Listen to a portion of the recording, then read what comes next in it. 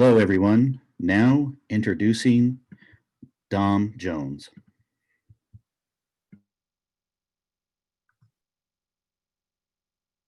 Good morning. My name is Dom Jones. Thank you so much for having me. I'm honored to be here to listen into this important information with you. And I just want to share some music with you. This first song that you're going to hear is my latest single called Saying Nothing. And I think you'll get the message from it. But if you're in this room, I know you're someone who's saying something.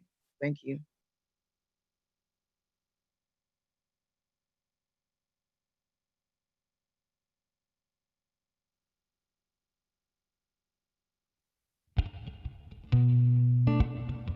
Hey y'all, my name's Dom Jones. Thank you so much for having us. It's my guitarist Jeremy.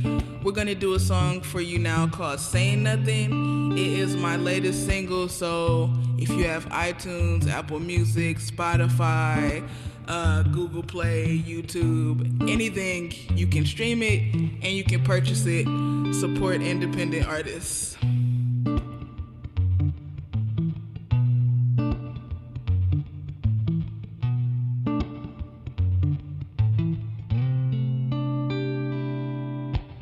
Bombs drop on baby slow. We just worry about the latest TV show. And I'm guilty. American ignorance. No knowledge about how taxes spent. Blood on our hands and in our eyes from clues emptied. After police but support the troops. Cognitive dissonance our excuse. If we don't learn, Babylon will burn. We're dying but ain't nobody saying nothing. They're lying but ain't nobody saying nothing. Protested but ain't nobody saying nothing. Got arrested, ain't nobody saying nothing. At war, and ain't nobody saying nothing. Working poor, but ain't nobody saying nothing. Yeah, you're talking, but ain't nobody saying nothing. You're talking, but ain't nobody saying nothing. Politicians doing dirt. We re-elect them, then act turd. And I'm filthy. The legislation that they pass is recycling a wretched past. Repeat history. Stop the violence but protect gun use. Cognitive dissonance our excuse. If we don't learn, Babylon will burn. We're dying but ain't nobody saying nothing. They're lying but ain't nobody saying nothing. Protested and ain't nobody saying nothing. Got arrested, ain't nobody saying nothing. At war, and ain't nobody saying nothing. Working poor, but ain't nobody saying nothing. Yeah, you're talking and ain't nobody saying nothing. You're talking, but ain't nobody saying nothing. So when they're killing us, see something, say something. They're stealing from us. When we share the blood, see something, say something. Cause we are one. So when they're killing us, see something, say something. They're stealing from us. When we share the blood, say something, say something. Cause we are one. We're dying and ain't nobody saying nothing. They're lying and ain't nobody saying nothing. Protested but ain't nobody saying nothing. Got arrested, ain't nobody saying nothing. At war, and ain't nobody saying nothing. Working poor, but ain't nobody saying nothing. Here you talking, ain't nobody saying nothing. You're talking, but ain't nobody saying nothing. So if you in this room, I know you one of those people that's saying something. So get the song anywhere you live. Peace.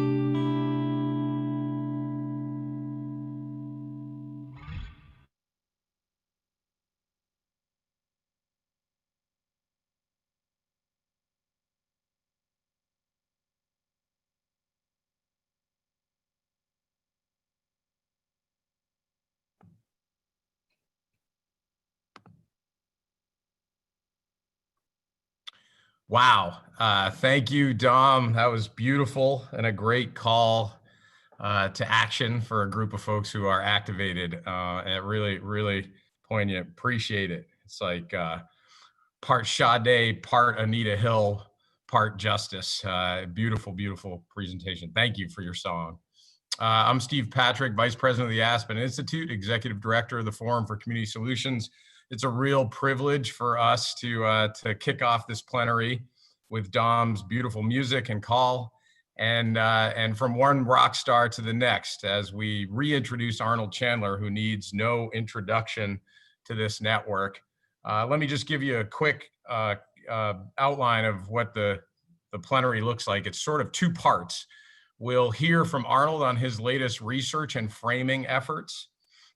And then we'll have a chance to hear from yet another set of rock star panelists who represent the OYF, many folks who will not be strangers to you as we reflect on what we learned from Arnold on the frame that he puts forward. So stay with us. There'll be a break in the middle. We'll get to hear more from Dom, which is super exciting. And I'll help try to moderate, facilitate, MC the sessions. Arnold's, as you all know, co-founder of Forward Change, and one of the most important researchers in the equity movement in our country today. I think this is the third time he's going to be with our network, backed by popular demand. And it's important to kind of anchor this conversation in one we've been having for 8 years around racial equity and justice, but also acknowledge that it really builds on the opening plenary for those who were able to hear Kimberly and Janet and Jeff Canada. They really touched on some of the themes around the structural inequities. This is a real chance for us to go deep. This is deeper than a double click with Arnold. And it's going to be a powerful opportunity. I think it's going to be hard to hear some of this, and I think we'll have a chance to process it together and with our colleagues in the reflection panel. So that's the plan. I don't want to spend any more time on framing, but rather want to kick it over to Arnold Chandler for part one of a two-part plenary session, and for his presentation of his research. We're proud to be co-investors in this from the Forum for Community Solutions. It builds on some great work with with the Center for Native American Youth at Aspen, and take it away, Arnold. Thank you. Thank you, Steve.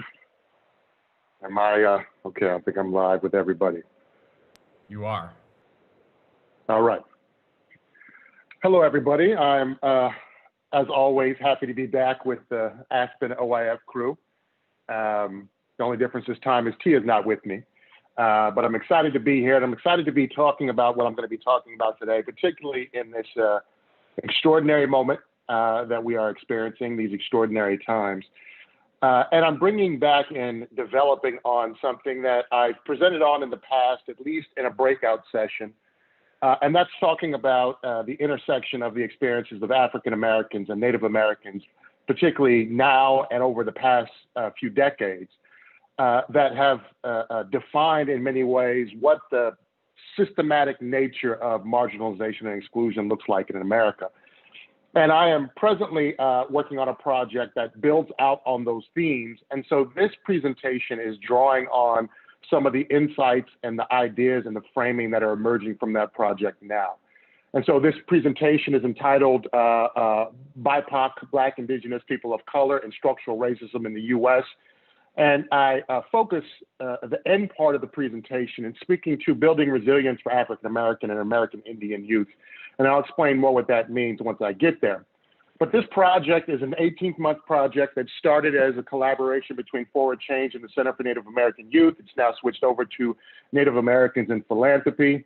And our resource partners include Casey Family Programs, the California Endowment, and as Steve mentioned, the generous support of the Forum for Community Solutions.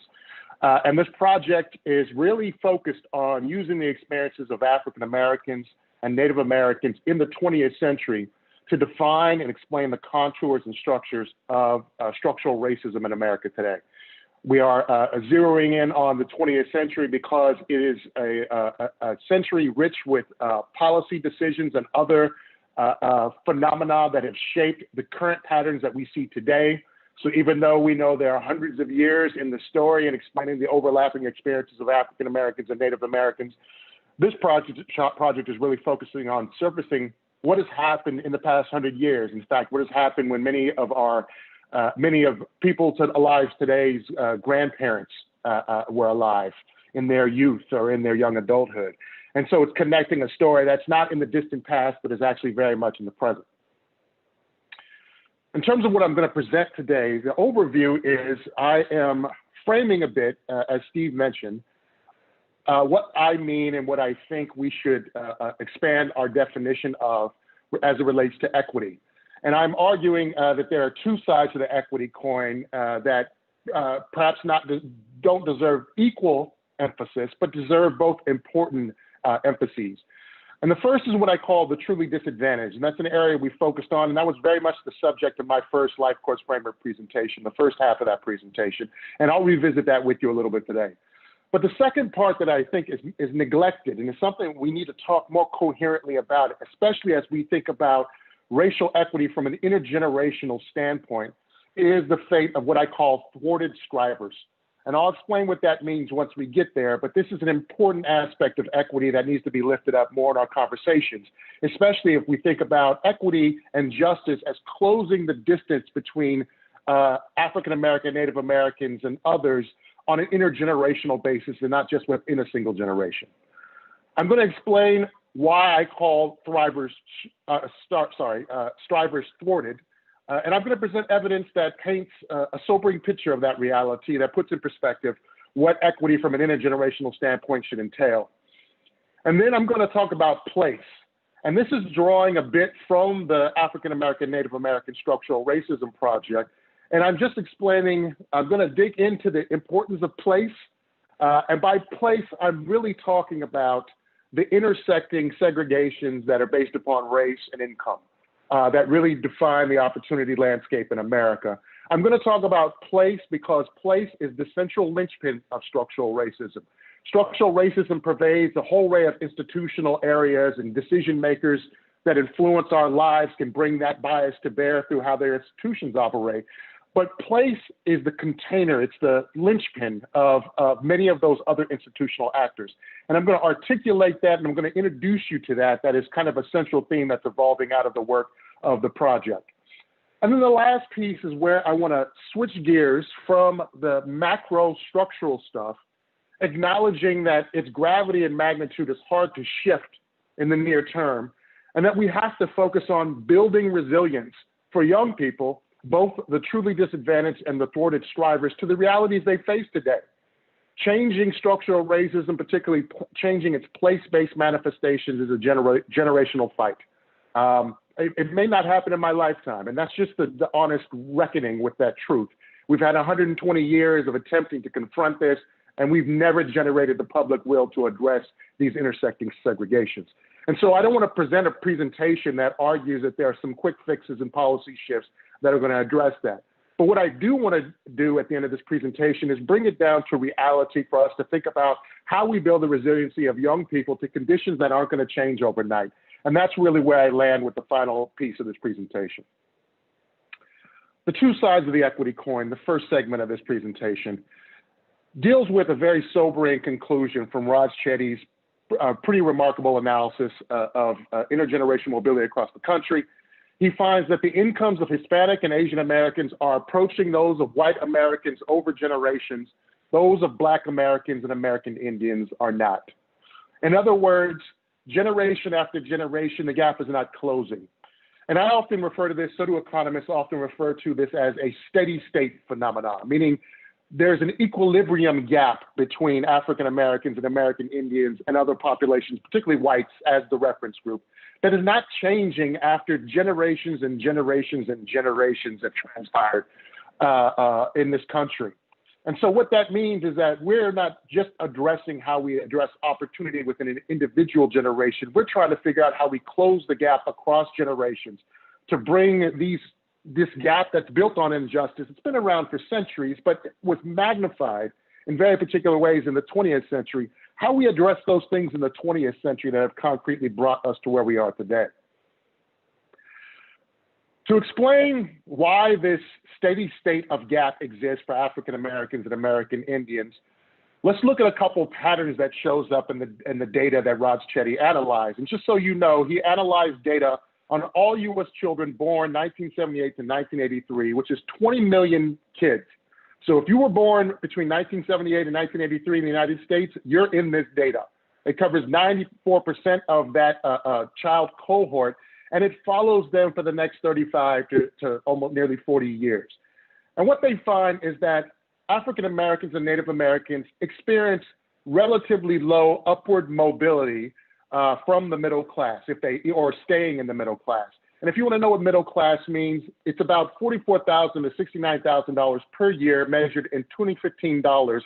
But this is for the parents of this current generation. So we're going back to 1978 to 1983, and we're inflating those dollars to what they'd be worth today. So we're talking about kids growing up in families that made about $44,000 to $69,000 in 1978 to 1983, and ultimately how those kids fared 30 or nearly 40 years later. And we see that 68% of whites either stayed in the middle class or rose, as did 68% of Asians, 59% of Hispanic Latinos, but only 47% of Native Americans, American Indians, and 44% of African Americans. So upward mobility is constrained. But also there's high downward mobility. And downward mobility from the middle class, we're looking at that same cohort again, but this time we're looking at those who fell from the middle class rather than those who stayed in the middle class or rose. And we see 56% of African Americans fell out of the middle class, meaning their parents were in the middle class, but they subsequently were not when they reached their mid-30s.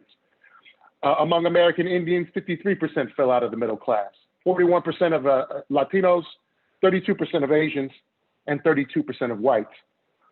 Now, it's not just falling out of the middle class that's a sobering fact, and this is part of what contributes to that steady state, meaning that never resolving gap. The people in the middle aren't moving up or staying there, but they're falling down. That means the gap is never closed. That means the distance is never actually caught up on. Now, what's sobering about this other chart is that it looks at downward mobility from those from rich families. It looks at rich families making $107,000 to $1.1 million in 2015 dollars for families in the 1970s. And so these were well-off families. These were very affluent families in the 1970s. And what you see is we break this out by gender because the male numbers really stand out here. But we see 10% for males, about 12% for females were downward mobility from rich families. Asians were 12% for males, 8% for females. Latinos, 14% for males, 10% for females, but it was 21% for American Indian males and 12% for American Indian females and 22% for African American males and for 12% for African American females. The reason this is important, and it also applies to this chart over here on the left, is that there's not a huge number of folks who make it into these middle class brackets or into these rich brackets. Meaning when you look at the proportions, the distribution of African Americans, it's a relatively small share that gets in there. It's less than 40% that makes it to that third quintile above. And when you get up to the 20% here, we're talking about 10% of African Americans and even less of Native Americans. So you're talking about a substantial number of those.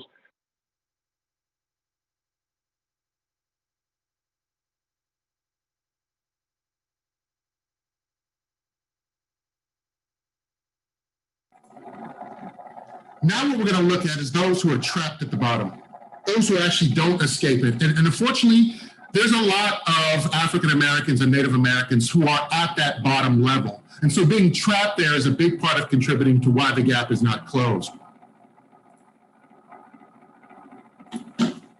Oh, no.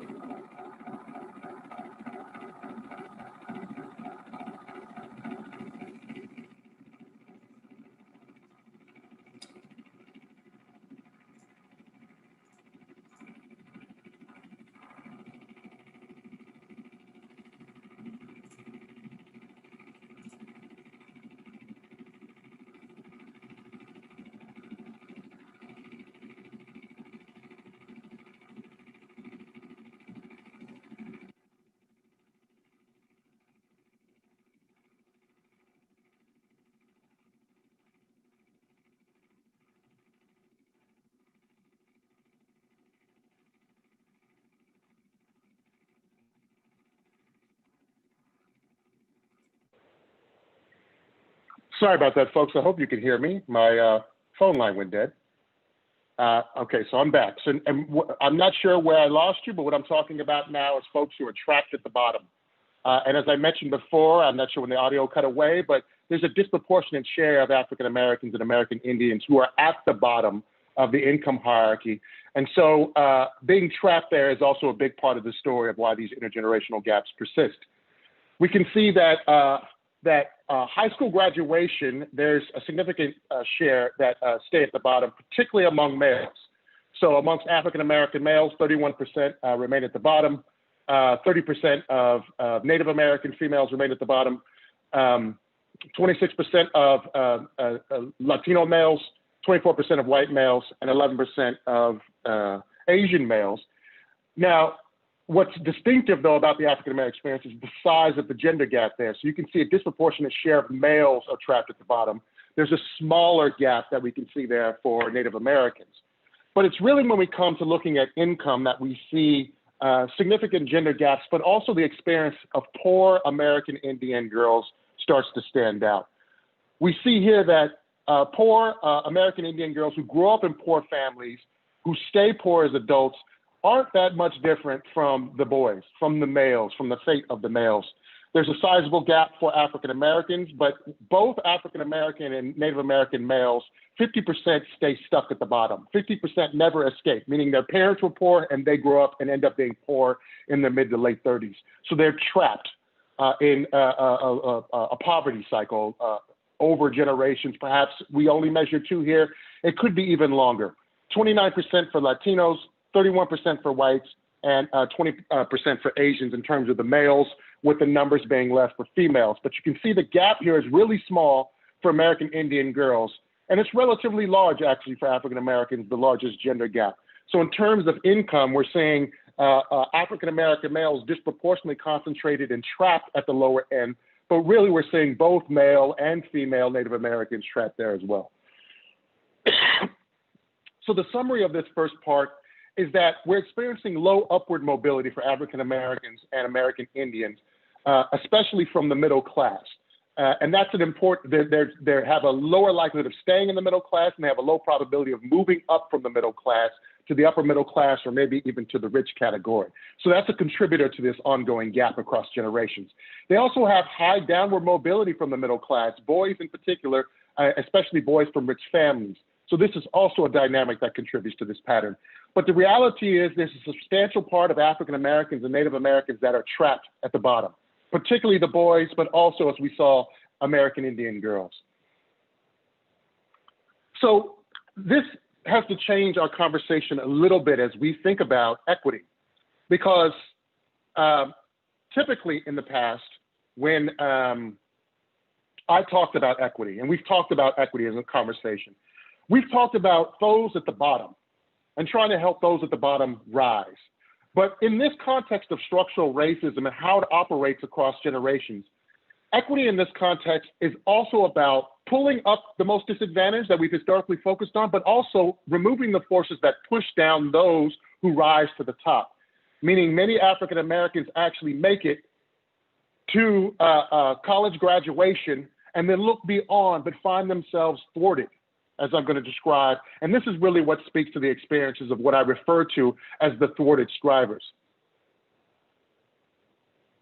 Now let's look at something you might recall seeing before. And this is the life course canvas where we looked at outcomes, life course outcomes. And we looked at the life course outcomes that are critical to getting to middle class by middle age. And I'm going to remind you of what some of those are. But what I'm going to illustrate is the outcome pathway of what I refer to as the strivers who become thwarted, and the outcome pathways of what I refer to as the truly disadvantaged, which has been the subject of our concern for a long time. The truly disadvantaged, as you all may recall from my prior work, starts with the risk of low attendance in high school, even middle school, gets involved in juvenile delinquency, maybe become arrested, eventually detained, perhaps, which has an acute negative effect on their later outcomes. Both chronic absence and juvenile delinquency and arrest and detention contribute to the risk of dropping out of high school. Both high school and juvenile delinquency, dropping out of high school and juvenile delinquency contribute to the likelihood they go to prison in their lifetime. And as you recall from my prior presentation, going to prison pretty much is a stark ending to opportunity, especially for African American, Latino, and Native Americans in this country. Once you have that felony conviction, you get locked out of a fair amount of opportunity in our society. But once you have that felony conviction, it's an important contributor to the risk of being disconnected from school and work, becoming an opportunity youth. It also, criminal offending and dropping out of high school promotes greater risk for violence victimization, untreated substance abuse, or behavioral health problems. All three of those variables, those latter variables, contribute to your risk of long-term unemployment, being marginally connected to the labor market or out of the labor market altogether. They also contribute to housing instability or homeless, which has a reinforcing relationship with long-term unemployment. And both substance abuse and long-term unemployment contribute to the probability that you spend your entire lifetime being amongst the working poor, if working at all. This is the pathway of the truly disadvantaged. This is how young people end up in a place where they are disconnected from the economy. And it starts early. It's shaped by a variety of factors around their lives, some of which we'll talk about today. But it's a pathway that is well-worn and is well-established. This is a pathway that I call the pathway of the truly disadvantaged. And this is rightly an area of concern for ours. But unfortunately, it can't be the only area, because we also have the pathway of those who actually are on track, who actually achieve what America is telling us we're supposed to achieve, which is to graduate from high school, go to college, graduate from college, become full-time employed. And then it's these other factors that start to fall apart. After we become full-time employed, earning 200% federal poverty level or developing a positive net worth, these become the very important struggles and hurdles for those who actually strive to achieve. The thwarted strivers who graduate from college, but stable full-time employment for some can be elusive. Earning at a middle-class level becomes for many out of reach, and positive net worth becomes simply impossible. And so this thwarted strivers on the ends of those who actually achieve what our society says they're supposed to attain, the fact that they can't convert that into the means to not only enhance their standard of living, but pass those benefits to their children is an essential part of the structural racism story that produces these intergenerational gaps that Raj Chetty's analysis showed us. So let's look more in detail at how the strivers are thwarted, how those who actually complete college end up not being able to convert that into income and wealth that are necessary to pass on opportunity to their children. Let's look at this illustration. And I have what are called the thwarted strivers who face a glass ceiling. They're climbing the status attainment ladder the way we've been told, but they're running into a glass ceiling where they get stuck and they can't convert. The truly disadvantaged, though, they face a sticky floor, as we just saw. They can't even get up the ladder. They're stuck down, stuck to a floor, just like their parents were stuck to that floor. And both of these stories are the mutually overlapping stories that define structural racism today. For the truly disadvantaged stuck to the floor, they have a high risk of dropping out of school, as we just saw, a high likelihood of going to prison and acquiring a felony conviction. They will spend most of their lives marginally employed and poor, but critically, they will transfer those disadvantages to their children. So what this is about is the intergenerational transmission of disadvantage is really what flows from the experience of the truly disadvantaged. But for the thwarted strivers, they graduate from college but face difficulty turning a college degree into high income or wealth. They have fewer health benefits and increased health costs of being upwardly mobile, meaning when they move from being poor or even middle class to a higher income level, it costs them in their health, or they don't get the same health benefits of making those moves that whites do. And lastly, the crucial part is that when they achieve these attainments, they cannot transfer the benefits to their children. So on the right, we have the transmission of disadvantage. On the left, we have the failed transmission of advantage. Both of these stories are part of what define the creation of these intergenerational gaps for African Americans and Native Americans. Let's look at the first point I just mentioned, the difficulty turning a college degree into income and wealth for the strivers. We'll just look at some basic data that looks at rates of employment, median income, and median net worth for college grads who are white, African American, Latino, and Asian. What we don't have, unfortunately, because of the nature of how these studies collect their samples, we don't have an adequate sample of Native Americans for comparisons. But you can rest assured, especially as we get through the rest of this presentation, Native Americans are either at the numbers of the worst off indicator here or significantly worse than that worst off indicator. And so what's implicit in the missingness of Native Americans is the fact that they are more disadvantaged generally across these outcomes than others. When we look at full-time employment for college grads across these racial categories, we see that Asians have full-time employment in 2013 measured at 70% were full-time employed, 74% of Latinos, 75% of whites, and fully 80% of African Americans. They had a higher employment rate, full-time employment rate, than any other group in 2013. And that may surprise you when you're looking at college grads, because generally when we talk about African Americans and labor force participation as a whole, we see all these deficits and we say they are out of the labor force for a variety of reasons. Many assign those reasons to personal failings. But when we look at the college grads, you see they are extraordinarily well employed. They have the highest rates of employment. But then when it comes to median income, when it comes to turning that college degree and that employment into earnings, we start to see things fall down a little bit. Asian Americans, their median income was $61,600 in 2013. Whites were $51,510.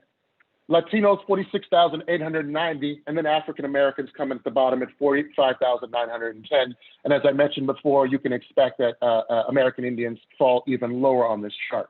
So here's the first step down in the returns to attainment. That's turning your college degree into income. And we've referred to this, generally speaking, as the wage gap that is persistently established across studies that try and control for every conceivable factor under the sun and still find, for example, that say African American and white men, there's almost a 20 percentage point gap or 20% gap in their wages that can't be explained by almost any factor we try and control for.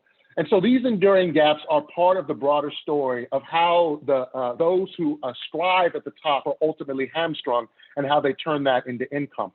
And then the last part is taking income and turning it into wealth. And wealth is the crucial transmitting vehicle of advantage. It is the crucial way you transmit your attainments to your kids in so many different ways, not just the transfer of funds, not just paying for college, not just giving them, helping them with a down payment on a home, but the array of security and protection from income volatility that wealth provides. A family won't lose everything in a year because they have a hard year. They'll have wealth to fall back on, and they'll get through that year and be even more prosperous in future years. The exposure to volatility and the loss of significant amount of resources because you had a bad year is a big part of the story of what happens to the lack of buffering that wealth provides to African Americans and Native Americans that contributes to the lack of intergenerational transmission of advantage. When we look at the median net worth, we see that we set this number at 100% for whites to see how others compare because we're trying to look at a common scale here, and the numbers are hundreds of thousands, which would throw things off here. So we'll look at, for every dollar a median net worth that a white person has, Asian Americans have 58%, and then Latinos have 13%, and African Americans have 10%. So for every dollar, Asian Americans have 58 cents, Latinos have 13 cents, and African Americans have 10 cents. And so this is a crucial conduit or pathway by which the returns to attaining are interrupted for African Americans, Native Americans, and also, as you just saw there, for Latinos. The second major way that the strivers are thwarted is through reduced health benefits and increased health costs of striving. And this is the part that really gets sobering and puts in perspective many things about what we ask of people in terms of their ability to overcome what they face in order to achieve success. We know, for example, that for African Americans, and again, this is another area where American Indians aren't included in these study samples for comparison purposes, so we can't see what their data is showing, but you can rest assured it's either like what we see for African Americans or in many cases worse. But African Americans receive roughly 30% lower rate of improvement in self-rated health with increased income compared to whites, meaning as African Americans earn more money, they get less health benefit overall across a variety of indicators, but the more encompassing and actually very good predictive indicator is a person's self-rated health. It actually predicts a lot of other health outcomes. And so we see there's less benefit for African Americans here. But the part that is really alarming is that for disadvantaged African American and Latinos in this study, this national study, from disadvantaged families, neighborhoods and schools, meaning they grow up in high poverty neighborhoods from poor families and thereby attend poor schools.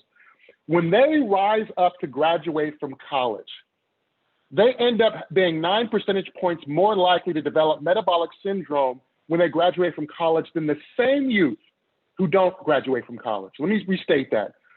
If I live in a high poverty neighborhood as a child, and I'm from a poor family, and I eventually go on to graduate from college, I am more likely to get sick from metabolic syndrome than the exact same kids who didn't go to college and graduate. So upward mobility literally makes the describers sick. Succeeding makes us sick. It's 9 percentage points, which is a significant gap. And this is crucial. I would fall into one of these categories of being poor and having grown up. And Tia Martina is similarly in that category. And we sit around and talk about what time bombs are waiting inside of us because of those early disadvantages that we've overcome. And these are time bombs that often afflict the strivers that shows up in middle age with a variety of things like extremely high blood pressure, stroke, heart attack, cardiometabolic risks, and so forth. The last way the strivers are thwarted is the blocked ability to pass on benefits of success to one's children, the ability to transmit advantage to your kids. One of the first ways this shows up is one of the strongest early predictors of later outcomes, and that's low birth weight. And this is another very alarming statistic. This study looked at, and this is a national study that looked at, I'm sorry, this is not a national study. This is a study out of Illinois. And what it did is it looked at white and black mothers. Again, the study didn't include a sample of Native Americans. It looked at white and black mothers who spent their entire childhoods in high-income neighborhoods. These are basically privileged young women who grew up in high-income neighborhoods, relatively low rates of poverty, and in theory were privileged. And they said, what was the effect of that lifetime of growing up in a high-income neighborhood on their risk of having a low birth weight child? And they found that that lifetime of privilege reduced white women's risk of having a low birth weight child by 50%. For African-American women, it increased it by 50%. Let me state that again. African-American women raised in high-income neighborhoods were more likely to have a low birth weight baby as a consequence of that than African-American women who weren't raised in high-income neighborhoods.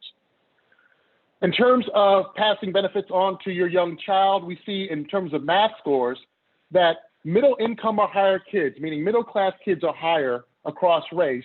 How many have above average test scores? How does that income advantage show up in the outcomes of their kids? And we see disproportionately African-Americans and Latinos have lower returns on this front, and we can rest assured that so do American Indians. 71% of whites who are middle income or higher have above average test scores, as do 71% of Asians, but 55% of Latinos and only 45% of African Americans. So the early test scores, with math being an important early predictor, does not transfer.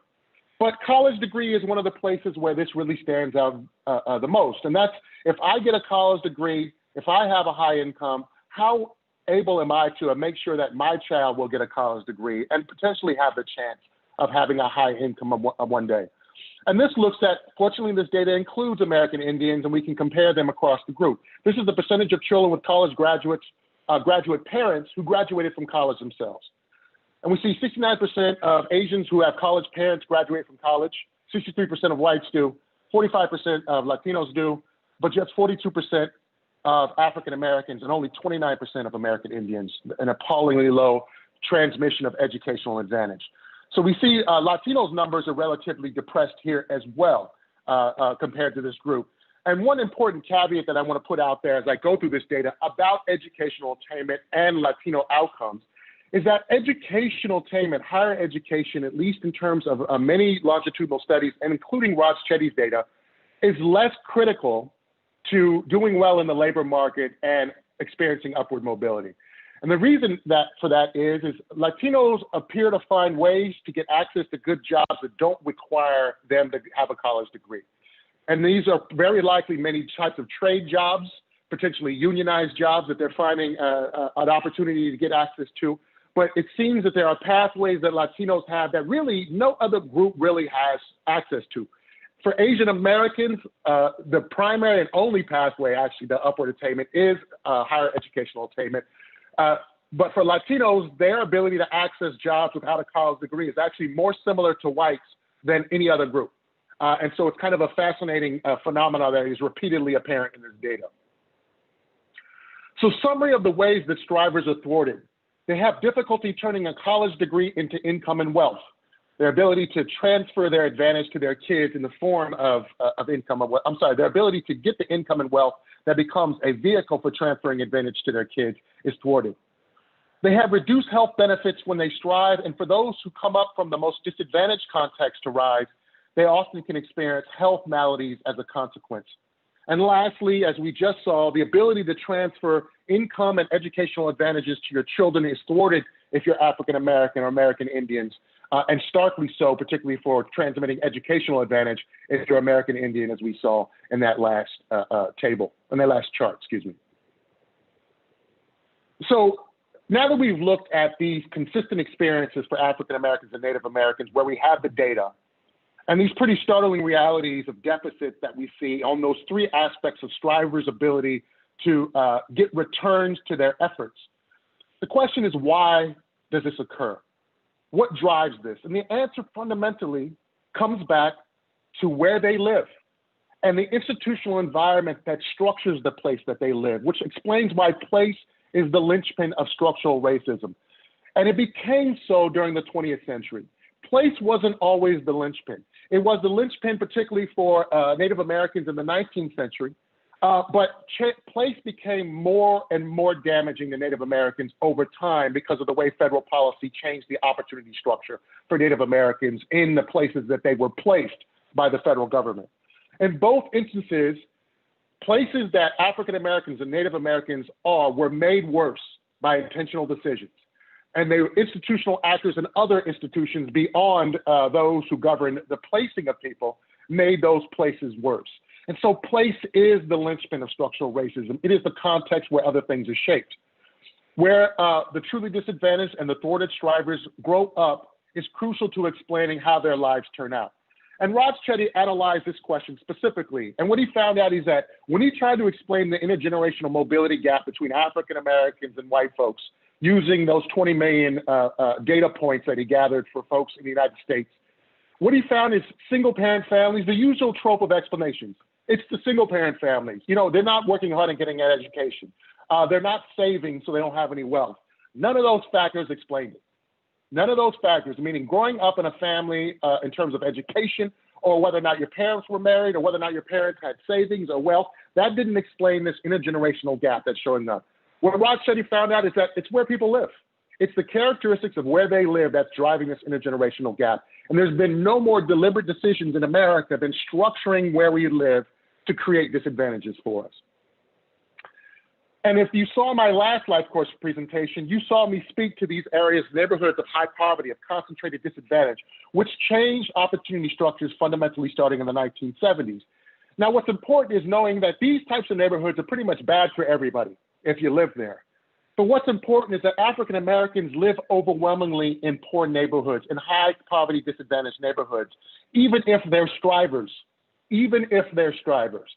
And these neighborhoods were created through a set of policy decisions that institutionally created these ghettoized neighborhoods or these highly disadvantaged neighborhoods. But let's just look at the exposure of African Americans to these neighborhoods. 70% of Black children in their childhood will live in high poverty neighborhoods during their childhood, compared to 6% of white children. 70% of Black children, 6% of white children. The average Black child will spend 50% of their childhood in these high poverty neighborhoods. Latinos also will spend 40% of their childhood in these types of neighborhoods. Whites, 5%.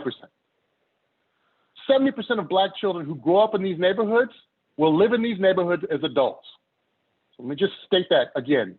They are trapped, not just by their income level, not just by their educational attainment, but they are trapped at a neighborhood level. They will live in these high poverty neighborhoods again.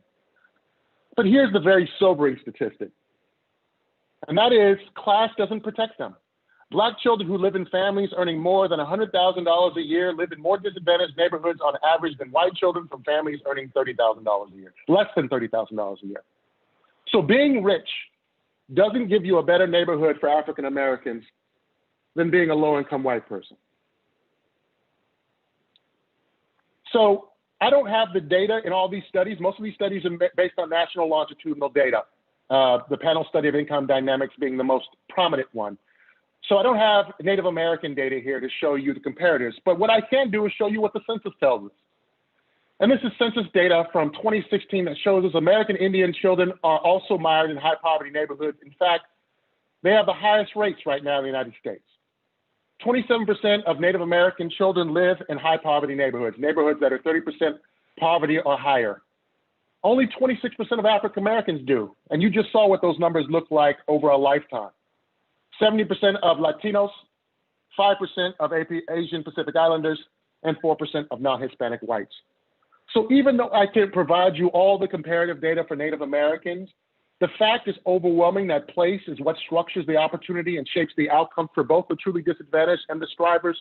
What you can see here is the evidence, at least in census data, that tells us it's likely happening for American Indians the same way it's happening for African Americans. There are, of course, the specific details that are different, but the fact is, rural or urban, African Americans and Native Americans live in high poverty, institutional contexts that undermine their well-being and future development. So place-based disadvantage of being central to structural racism is the product of deliberate policy decisions. And this is the part where I'm going to dig into history a little bit. And I don't have, unfortunately, the time. This is in total a 50-minute presentation, and I can't take you through the litany of policy decisions and things that we're exploring in the structural racism project. But I can highlight some major things. And I'm just going to look at those things that deal with the policy decisions and the historical changes that are about how African Americans and Native Americans got placed where they are. And placed is a very important way of saying that. I'm not describing African Americans and Native Americans as putting themselves in these places. They were placed. If we look at this from a historical standpoint, the idea that African Americans and Native Americans should exist in separate places from white folks is as old as America is. Segregation was built into the DNA of America, and there's a book called Bind Us Apart, How Enlightened Americans Invented Racial Segregation, that talks about all the folks who actually confronted the contradiction of America as being a nation of equality and liberty that also was destroying and subjugating Native Americans and enslaving African Americans. Plenty of these founding fathers, or so-called founding fathers, knew that that was a contradiction. And their only idea of how to address that contradiction is that one day we would have to free the slaves, and American Indians should also be free to govern themselves. That African Americans and Native Americans one day should govern themselves. It's just they should do it somewhere else. They shouldn't do it here with us white folks. We should send African Americans back to Africa, and American Indians should go west, and we'll create separate settlements for them that we, in theory, won't go and take back, which is exactly what happened. But they can't do it here with us. We can't intermix. Living amongst white folks and intermarrying amongst white people was never considered an option by even the most forward-thinking folks. They eventually had to embrace it, though, because there was really no other choice. But at the time, for the first nearly 100 years of America, the motivating idea was that one day these people shall be free somewhere else. And that got institutionalized, particularly in the 20th century, with the deep segregation that emerged. It started, obviously, the 19th century for Native Americans, but the 20th century was the century of segregation. That was the century of separating and putting African American in places. And now as then, racial separation is treated as if it's the natural order of things, but it was something that was deliberately created, and it was something that was created on values that have existed for the past 400 years, 300-something years. To quickly look at the history of policies that shaped our residential geography, you can start with the Trail of Tears for American Indians, of course, slavery occurring at the same time. Reconstruction happens in 1865 and frees the slaves, and the Trail of Tears ends in 1877, which is the same year, by the way, that Reconstruction ended. And so African Americans during Reconstruction experienced an enormous explosion in opportunity, but they still were living overwhelmingly in the South. It was 90-something% in the South. And so that opportunity was swiftly taken away. Those rights and opportunities were swiftly taken away, and they found themselves in a Southern context where, if you think about segregation in the South, what makes us stand apart from the segregation we see now in the North and the West, and that we would see later in the South, is that African American segregation in the South, Jim Crow, was an institutionalized set of norms and routines, more so than the spatial separation of people. And so in neighborhoods, white folks would live in a neighborhood and they'd live on the front street, and black folks would live in the alleyway, or they'd live on the corner, or they'd live in different places. Now, there were some neighborhoods that were all black in the South when African Americans were nearly all in the South.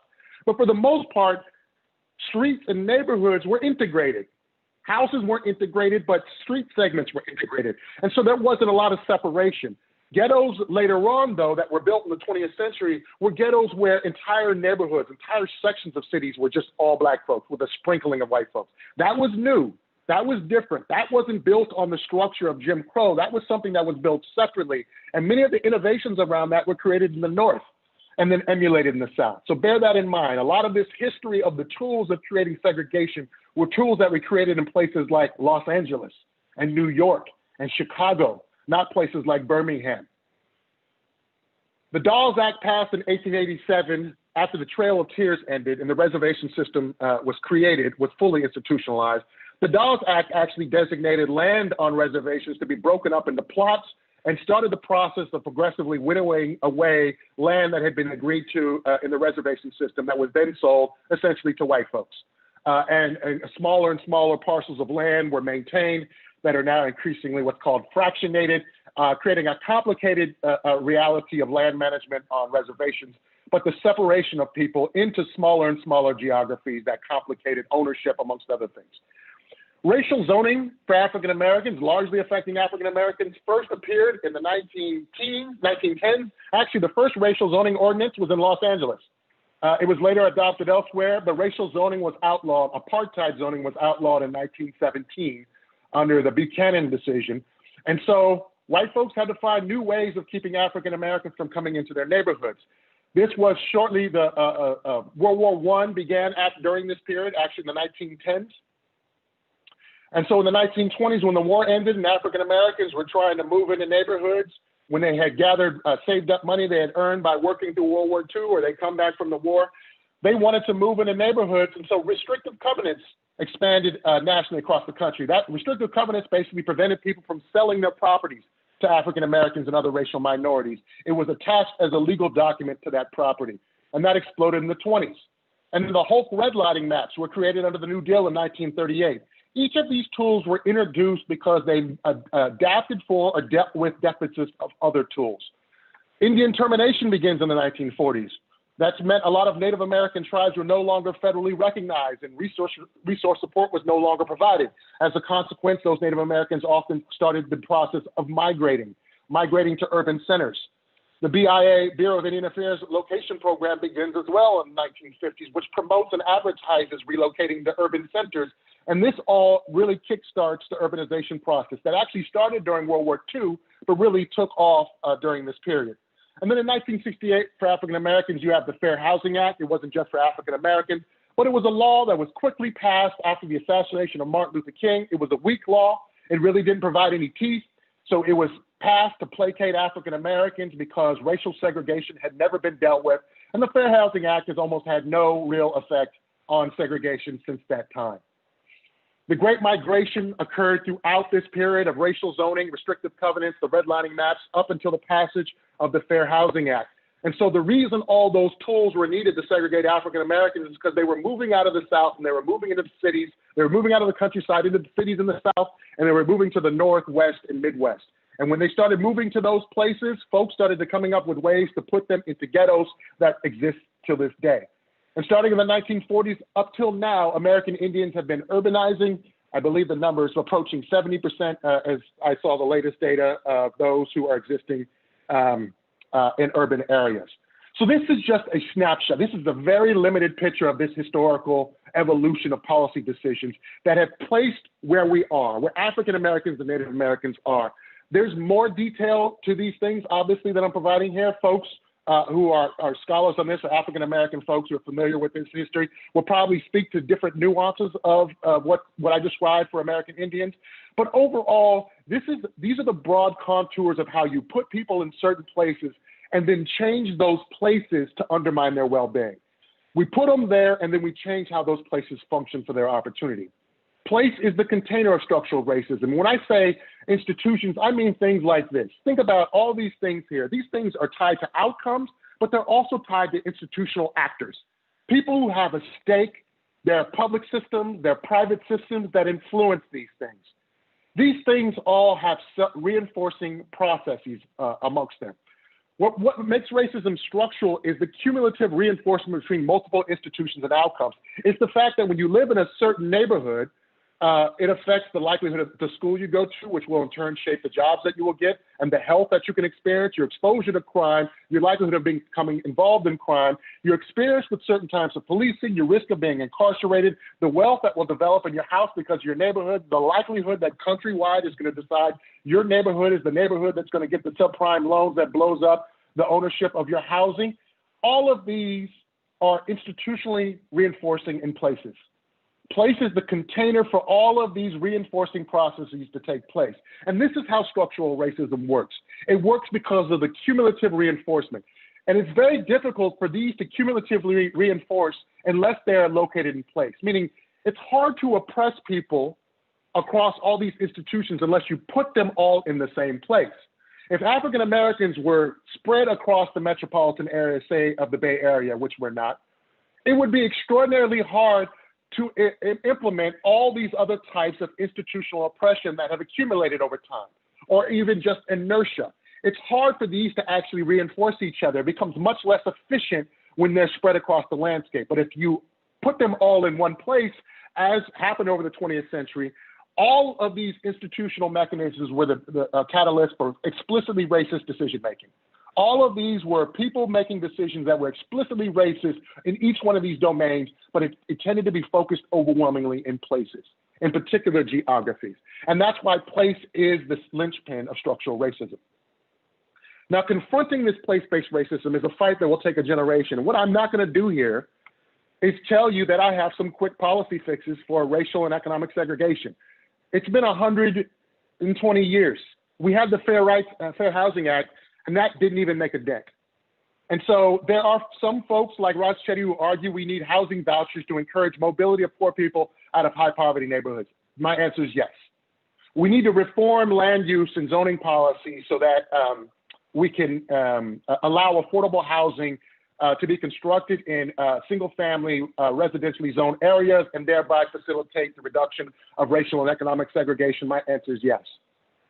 But if you consider the amount of resources that were put into the production of segregation over the 20th century, the sheer amount of money from the federal government that was invested in creating this system, unless there is a significant investment of that scale to reverse it, almost all the policy recommendations I could tell you now aren't going to make a dent. Absent a public will to change, this is going to be a generational fight. I hope it happens in my lifetime. I can't be sure that it will. And so let me not go there. Where I do want to go, though, is how we build resilience to these conditions that are going to be with us, meaning all of us have actions that we can take now that don't rely essentially on the public will of people that we have no control over. We don't have, it's not about our public will, it's about other people's public will. And we don't have control over that. We can push, we can activate, we can organize, but it's going to be a fight, a long fight. In the meantime, we need to build the greater resilience of truly disadvantaged and thwarted strivers in the places they exist now. And that means we need to take slightly different approaches. And what I mean by that is we need to think about the centrality of meaning to resilience for both the truly disadvantaged and the thwarted strivers. When we think about supporting success, meaning upward mobility or becoming a striver, meaning actually is crucially important. And I want to quickly here and stop and take a poll from you guys and see if I can get you to answer a question. And we're going to do one of these polls because I don't think we have enough time to do both. In fact, let's skip the polls. Let's skip the polls because I don't think I have enough time. So let's skip the polls and let's go right into what the polls are going to tell us. I was going to give you two polls that look almost identical to each other. And one's a poll called the grit scale, and one's a poll called the John Henryism scale. And they actually are almost identical scales. They almost say the same thing. And if you know what these scales are, the grit scale got very popular. Angela Duckworth wrote a best-selling book. A lot of teachers in their places say, if you just stick with it, if you're just motivated to stick with it, that's where success lies. She did a study and she said, we need to increase stick-with-itness. And that was the basic proposal. And when you look at the scale asks questions like, when I confront challenges, I overcome them. I don't give up till the job is done. I stick with it. Those happen to be the very same ideas that underlie something called the John Henryism scale, which is a scale, as we'll talk about in just a second, that shows that folks who believe that and strive in the face of substantial adversity actually can end up having serious health consequences because of that striving. So let's look at some of the nitty gritty about being gritty. What does the data tell us about this idea of grit? Grit actually is fairly indistinguishable from a concept, a personality trait called conscientiousness. A study done in 2016 that was a meta-analysis said that there is not a clear distinction between what's called grit by Angela Duckworth and what's called conscientiousness by personality scholars for the past several decades. And that's important because conscientiousness is treated as a stable personality trait that's very hard to change. You can make some changes around the edges, but you can't really wholesale shift conscientiousness in a population. Also, grit overlaps a lot with the idea of self-control, like keeping myself focused on a task and controlling my drifting and my losing attention is also a related idea to grit that some are arguing is really not that distinguishable from the concept of grit. Here's why this is important. Conscientiousness in adolescence increases the risk of metabolic syndrome among poor Black boys, but not among poor white ones. What this means is that poor Black boys who are high in conscientiousness or high in grit are more likely to develop metabolic syndrome when they grow up than poor Black boys who are not high in grit or high in conscientiousness. This is important because conscientiousness is treated rightly so as an important contributor to striving. Folks who strive tend to be a high conscientiousness, but having that personality characteristics that I'm going to overcome anything and I'm never going to give up and I'm going to fight can cost you your health as you strive. Also, being high in self-control improves psychosocial outcomes amongst African American youth, but it leads to higher epigenetic aging and biological wear and tear, meaning the insides of young, high self-control, poor African American kids shows that they are older biologically than other people. Epigenetic aging is a reflection of the wear and tear that's accumulated on our bodies. And so kids who have that overcommittal to success, no matter the odds, tend to develop these markers of being unhealthy and appearing like they're older when they're young. Being high in the John Henryism coping scale, which is the similar one pole to the grit scale, triples the risk of metabolic syndrome for Black youth from disadvantaged backgrounds compared to Black youth from advantaged ones. So Black youth who are from poor backgrounds, who ascend and driven in part by this John Henryism approach that I'm going to overcome any obstacle, have triple the risk of metabolic syndrome, which is, relates to adiposity, high blood pressure, the likelihood of developing cardiovascular illnesses. What I'm getting at ultimately here is the idea that we tell disadvantaged kids they have to succeed at all costs and never give up is a meaning idea. It's an idea about meaning, about things that they should care about, which can be harmful to their health. Rather, we should refocus our attention on thinking about their identity in promoting upward mobility that can have positive health consequences rather than negative health consequences.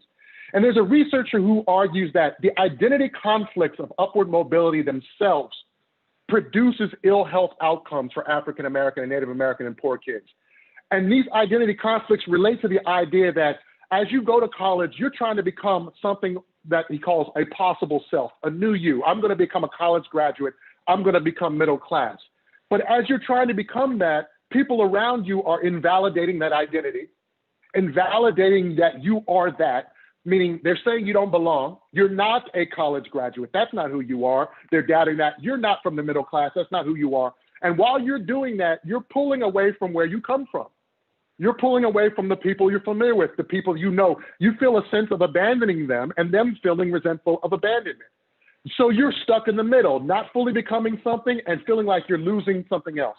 These conflicts, this researcher argues, contributes to low-grade inflammation over time. Also, high-income people, high socioeconomic people experience increased exposure to discrimination, which also is negatively associated with health outcomes. All of these are argued to be central contributors to the relationship between striving and negative health outcomes. It's this idea that you're experiencing continual contestation of who you are, while at the same time you're feeling less and less like who you were. And it's meaning that stands at the center of this. So let me close out by quickly telling you that there are interventions, there are answers here. There are things that are proving that we can address this, and that researcher that I just noted highlights meaning-based interventions that evidence shows not only promote extraordinary outcomes in striving, but do so while also reducing inflammation and also reducing the precursors that the strivers inherit from their success. We've got to teach kids cognitive skills, socio-emotional skills like self-awareness, self-management. We've got to teach vocational skills. Yes, but these aren't necessarily the front line for the most disadvantaged. What's necessary, I argue with evidence to support it, is that meaning-based interventions are probably the biggest leverage point for helping the strivers strive and also thrive, meaning they're able to move upward and not cost them their health. Things like belonging interventions, possible selves interventions, rites of passage program interventions, mindset interventions, self-affirmation, stereotype threat, and relevance. All of these things that I mentioned here are related to multiple studies with randomized controlled trials that show not only do they enhance striving in terms of outcomes, but some of these also show evidence that they reduce the health consequences of doing so. And I want to just point to rites of passage programs in high school, school-based as being a particularly powerful exemplar of this. 3 programs in particular to highlight: Becoming a Man, Kingmakers of Oakland, and Social Justice Learning Institute. And when I send you this deck, take a look at these descriptions of the mechanisms that are targeted in these programs that are all about meaning, not about teaching skills, but about teaching things that relate to the identity of the young person as they transition from being a disadvantaged person, and working through the institution of schooling such that their identity is undermined, their sense of self is not undermined, and so that their ultimate attainments and the health attainments as well as their socioeconomic attainments are intact. And the outcomes of these programs are extraordinary. BAM, 19% increase in high school graduation, 50% decrease in juvenile violence arrests. Kingmakers of Oakland had a 3.2 percentage point increase in high school graduation rate, and they had spillover effects on girls. They had a 1.8 percentage point increase in their one-year school persistence rate because the boys were having improved outcomes. So let me stop there. Here's my email to send questions, and you will get this deck to be able to look at it for folks that are concerned about it. And perhaps down the road, there's a second presentation where I go into much more depth on what those meaning-based interventions are and how they help.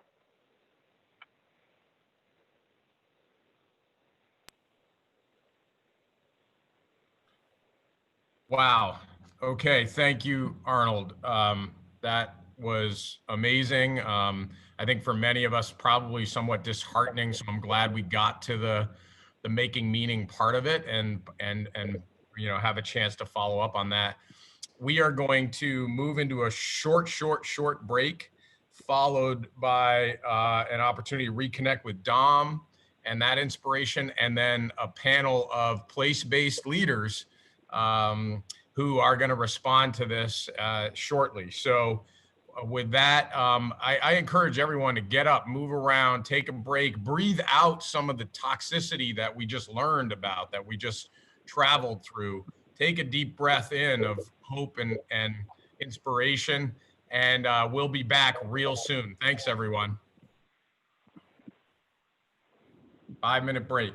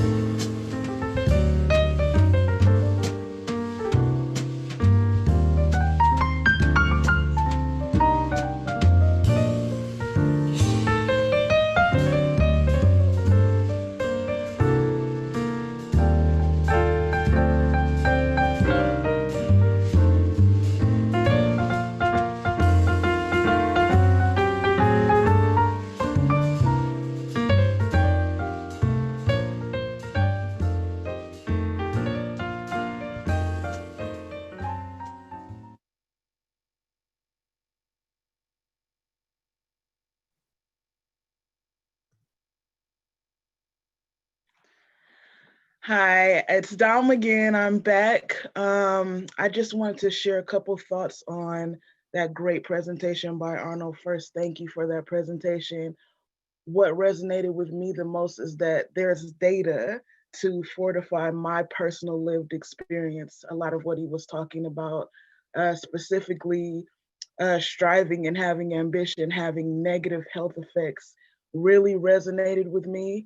And that's something that I really want to learn more about. If you have an innate sense of ambition as a person of color and you are experiencing negative health consequences because of that, how do you balance that ambition to get out of your economic circumstance with self-care and with having great health? How do you balance health and wealth? Um, Next up, you're going to hear a song by me called Grace. And I think this is a great moment to hear this song because, you know, equity is going to cost us as a society. To get to equity is going to cost. But a lot of times when we see folks who are homeless or we see folks who are standing in front of a corner store, there's a certain judgment that comes with us. And so though equity is going to cost, it costs nothing to withhold judgment and extend grace. And I hope you get that through this next song. Thank you so much for having me.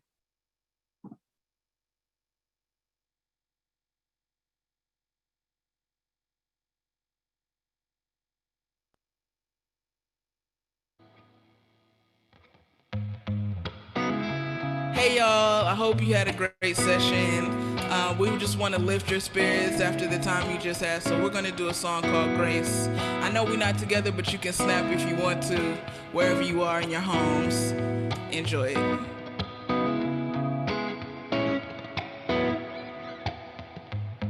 Dark alleys where they never closed, where garbage was scaled, that's where she slept. Nobody ever cared about her, they could do without her.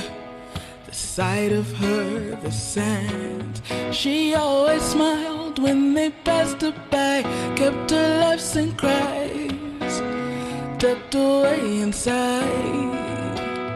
They never stopped on the avenue till they found a black and blue, from the hatred and the cold. What will we do with the lowest among us, the ones who've been dealt the coldest stake? Will we atone for their vanishing face, face, face? There but for the grace go I, go I, go I. There but for the grace go I, go I, go I. There but for the grace. They tried to bury seeds they'd never know. We turn into trees, or we would grow. Every breath they took was from our branches. We would heal the land, it's impossible to own. We always thrive, though they knocked us down, tried to stop the sound of a sacred tribe. We will forgive, but never forget how you play Russian roulette with our stories, with our souls. What will we do with the lowest among us, the ones who've been dealt the coldest stake? Will we atone for their vanishing face, face, face? There but for the grace go I, go I, go I. There but for the grace go I, go I, go I. They say say he got no ambition, he just sick of pretending. Them checks every 2 weeks are no longer fulfilling. Making it rain, don't take the pain. He disengaged from the war for which he pays. His tax dollars bomb Syria. He reads while eating cereal. Looking in the mirror, all that's back is hysteria. Looking for a miracle, never been political. Human life ain't politics, so now he on a mission. If he quit his job, how will he pay his mama rent? They're already gentrifying, he vying for every cent. Wanna be a global citizen, locally they're killing him. Consciousness don't liberate in the way he envisioned. How can he continue to contribute to the genocide? The systematic imprisonment of his mind. He's compromising 40 hours of his life and spending rich in men who don't care if he living or he dying. I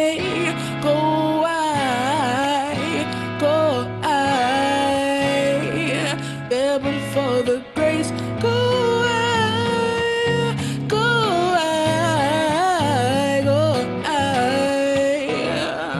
there but for the grace, go you right.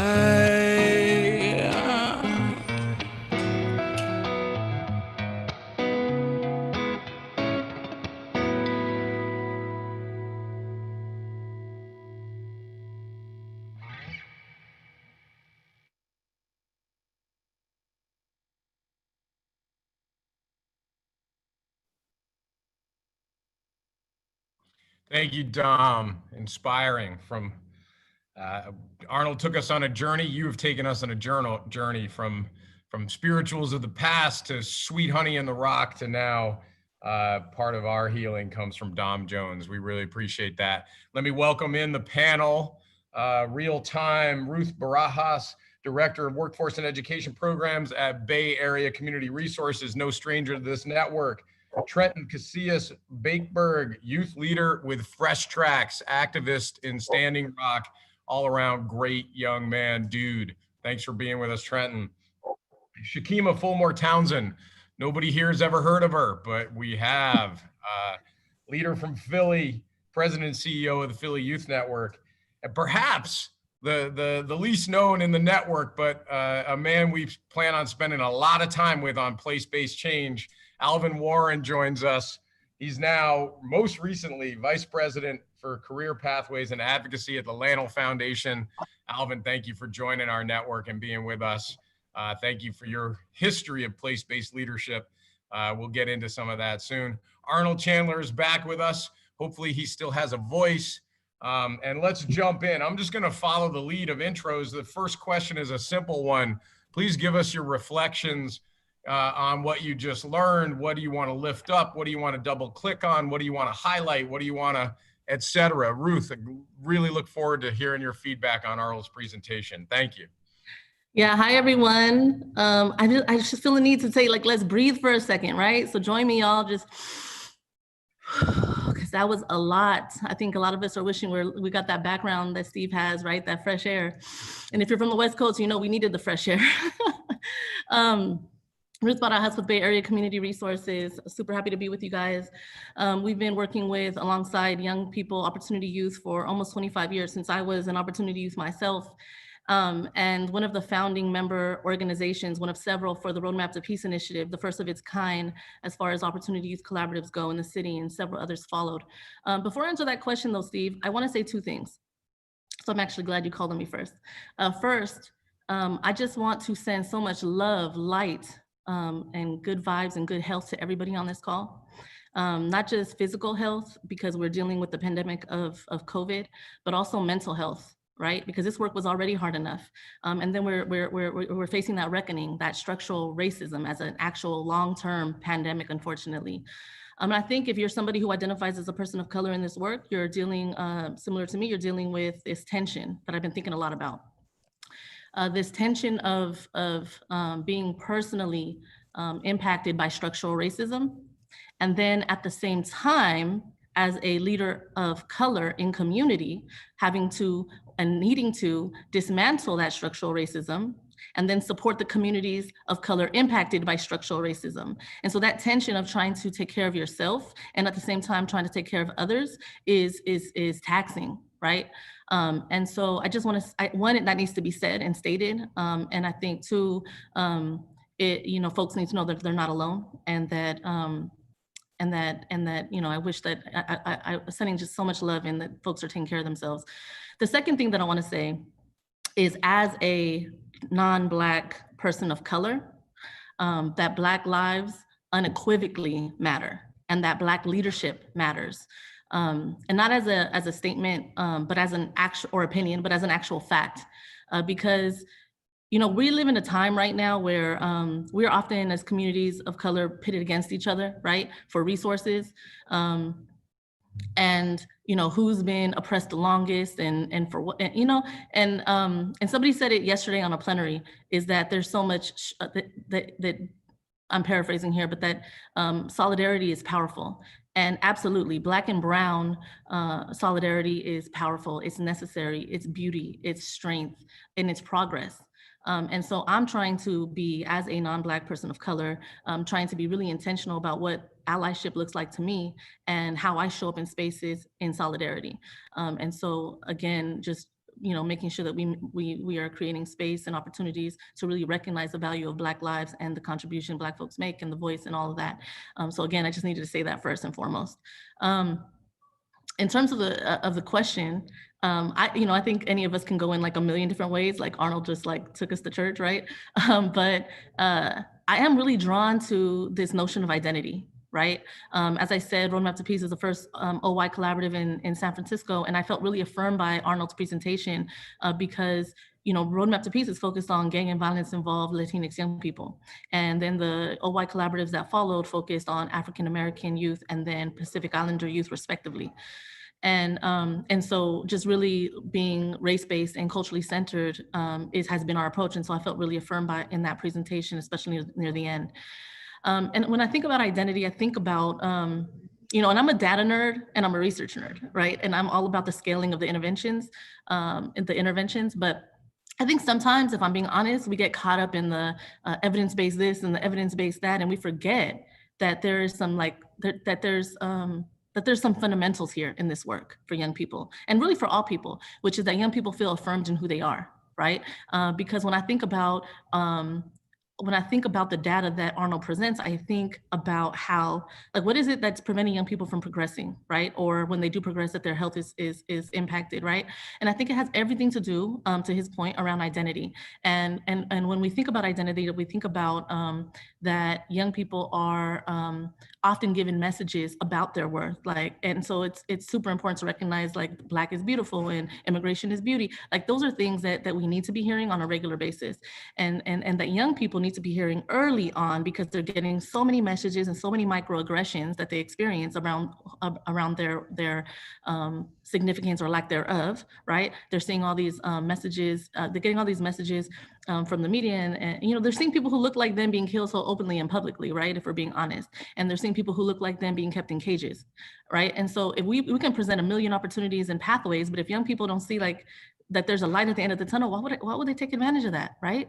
And I think part of it is, I also think about, like, when we're in deep conversations about pathways, we think, as an example, you know, let's get young people out of poverty. Let's take 5 tech jobs and flip it and make it into 5 million.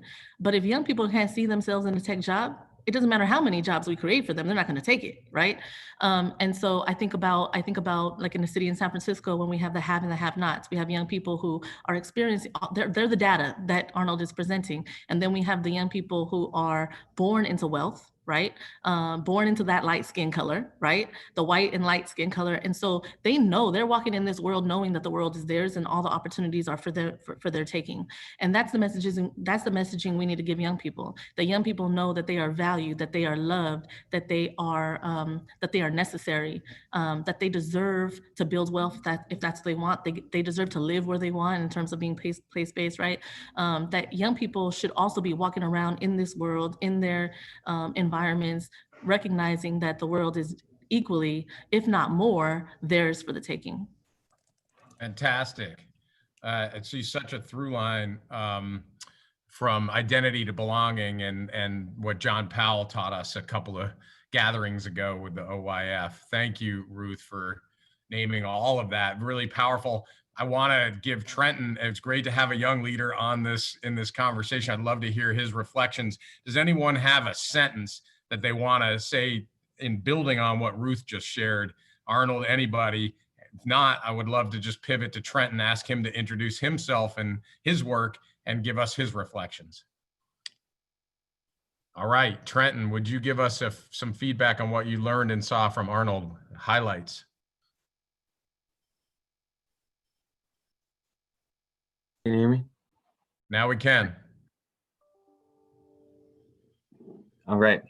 Hami takiapi, chante wastin ape chuzapilo. Trenton Casillas Bakeberg Machapilo, Mambli Paha Elwati. Good morning, everybody, or good afternoon, actually. My name is Trenton Casillas Bakeberg. I'm from Eagle Butte, South Dakota. It's an honor to be here, and I'm also very grateful for the presentation, from Arnold, and thank you, Ruth, for those words that you shared, especially in the beginning about taking a breath, because that was a lot of information to take in, and it's a very heavy topic, right? So yeah, I come from the Mini Kojuni tribe, and yeah, the Cheyenne River Lakota tribe in South Dakota. So kind of part of my background is I co-founded the One Mind Youth Movement in 2015, also known as the Tawa Chinwajila in our native language, and that was in response to a youth suicide epidemic that's been happening on our reservation, and just like pretty much all the native communities in the nation have that same problem, and I do believe it has to with a face. So our group was heavily involved with the battle against the Dakota Access Pipeline and the legal standoff that happened in Standing Rock, 2016. Just working in Cheyenne River, to address the needs of Indigenous youth and other high-risk populations on the reservation. So I appreciate the data, and everything, all the research that you put into the topic, because growing up on the reservation, like, all we know is poverty, right? It's where we come from, our place-based disadvantages, like you say, it's a part of us. And although we're a sovereign nation, right? The structural racism, it still persists in a way that, for example, the state of South Dakota is currently fighting our tribe over our tribal checkpoints, that we put up in response to the COVID-19 pandemic. We did that because we don't have much in terms of resources medically. Our local hospital only has 8 hospital beds, to monitor and track the spread of COVID-19 on the reservation. And I think that it's important that we stand together, because as an oppressed nation, we stand in solidarity with African Americans and everyone who's faced this systemic racism and oppression over, hundreds of years. Yeah, we don't have much, honestly, but we are rich in our culture and our language and our strong ancestors. Me personally, like being mixed, because I'm Native American, I'm Lakota, but I'm also white. My outlook on confronting structural racism is different, because in my blood is the oppressor and the oppressed, right? And as I'm sure it is for a lot of you and a lot of my relatives here on the reservation.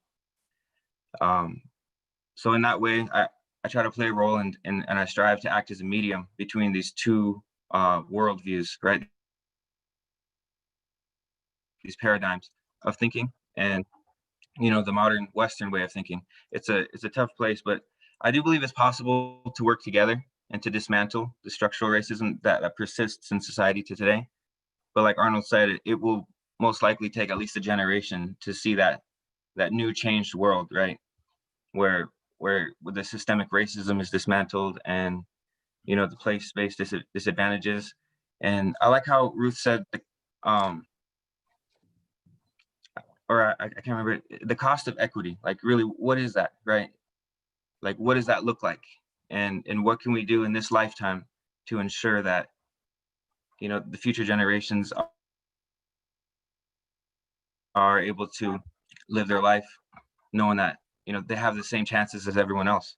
So one of the things that I learned, about actually just from the presentation with the cumulative reinforcement that you that you brought up, Arnold, you know, I see that in the reservation, you know, that the structural racism is persisting through cumulative reinforcement, because you see it in the BIA, in the boarding schools that my grandma went to, you know, and all of my grandma's siblings, they had their language taken away. And, you know, she was a fluent speaker all her life. She just recently passed away, not even a month ago. So, but yeah, as Indigenous people, you know, and just people of color, you know, I think we're inherently resilient, and our mere existence is an active resistance to the structural racism that surrounds us. Fantastic. Yeah, and I guess that, you know, being a young leader, you know, with such a bizarre time in this unfortunate moment with the pandemic, I think that we're being forced to face this reality and take it head on. And I think it's important that, you know, we don't lose hope, because once you lose hope, then that's it. It's downward from there. But, you know, as young leaders, we are the foundation of the future, right? You know, there's young people looking up to us, and each of us, we're a pillar of strength in our communities. And I think it's important that we just continue to do our work as if nothing's changed. You know, even after, you know, hundreds of years of this oppression, it's important that, you know, we keep the goal in mind, just to break free and survive and help our people thrive. So thank you for that. Thank you, Trenton. Pillars of strength in the community. Let's just go over to Shakima right now, a pillar in the Philly community, and get her reflections. Trenton, we really appreciate your wisdom and being a part of this conversation. Shakima, can't wait to hear from you. Well, thank you, Steve. I'm happy to be here with you all virtually and see so many folks. I always feel like this is like a family reunion. So I like to meet new cousins and new aunties and new uncles. So for those who I've never met, I'm sending lots of hellos and positive energy. And what Trenton just said really struck me. You know, I send, you know, not just condolences, but really prayers to you as you continue to reflect the gift of your grandmother's legacy. You know, Dom's song, "But for the Grace of God, There Go I." My grandmother raised me, and recently I had the opportunity to, I'm going through her stuff because she's been impacted by COVID-19, and we're transitioning and she's in a nursing facility right now. She's recovering. And one of the things I've been doing is going through her things. And I found recently the welfare card that she used to, you know, get supplements to take care of me when she decided that she was going to raise me, because my mom was 15 when she had me. And at around 20, she was living her 20s life. And my grandmother thought a 5-year-old kid should have more stability, and extended her home to me. And I thank God every day for that choice. And I recently asked my mom, because I remember my mom moving out, and I was like, how long did we stay at this apartment, which was around the corner from my grandmother? And I remember hating it. And I said, to me, it only felt like 24 hours. And she said, it was only 24 hours. Like the next day, my grandmother had heard through the community that she took me to school late. And she was like, won't be a second day late, bring her back here. And I think about that when we talk about place, right? And some of the assets that occur in neighborhoods and the roses that bloom, even in the face of structural racism, right? And so, you know, never in imagined years, you know, 5-year-old Shakima, 10-year-old Shakima, 13-year-old Shakima, would I think that I would be, you know, talking to so many people or saying that I'm the president and CEO of the Philadelphia Youth Network. It just wasn't even in my lexicon or my vision of what I could see. And it made me think so much about why it's important, not just as backbones, but to always be the caring adult that a young person encounters. Because so many times, what we're asking for more than faith, right? We're asking you to believe in the unseen, to accomplish goals that you have not seen anybody do. As a cycle breaker myself, I am often tell people that I'm building without a blueprint. Like, you know, I pray that my kids are going to be okay, but truth be told, I have no idea completely what I'm doing, because I was raised by my grandmother. My husband and I haven't seen many folks, you know, raising kids together. So, and he has his stuff and I got my stuff. We're pretty much the same.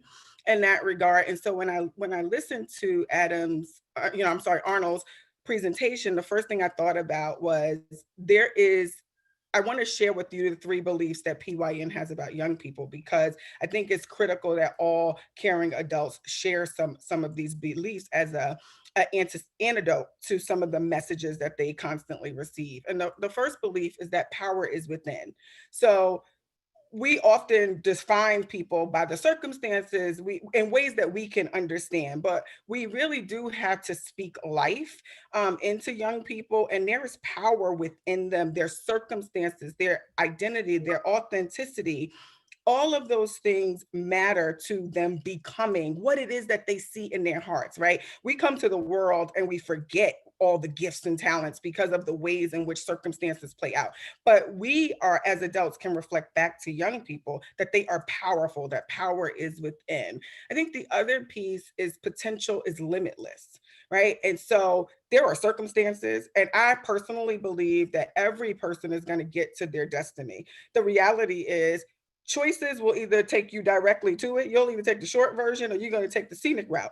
But either way, there's nothing here on earth that's going to prevent you from fulfilling, the will and the call on your life. That's just not how it works. But the way the world kind of constructs systems, it tries to tell you that you're not powerful, that your potential is only measured by all of these barriers or circumstances, and that there are limits. And I feel like what was really great about Arnold's presentation was the marrying of the science and the data with the real impacts both of transformation and what happens when your feet are stuck to the floor, right? When you are on that sticky floor, what happens? Those things are real, and we needed data, I think, for others to see it. We know it because we live it. We live it in this work.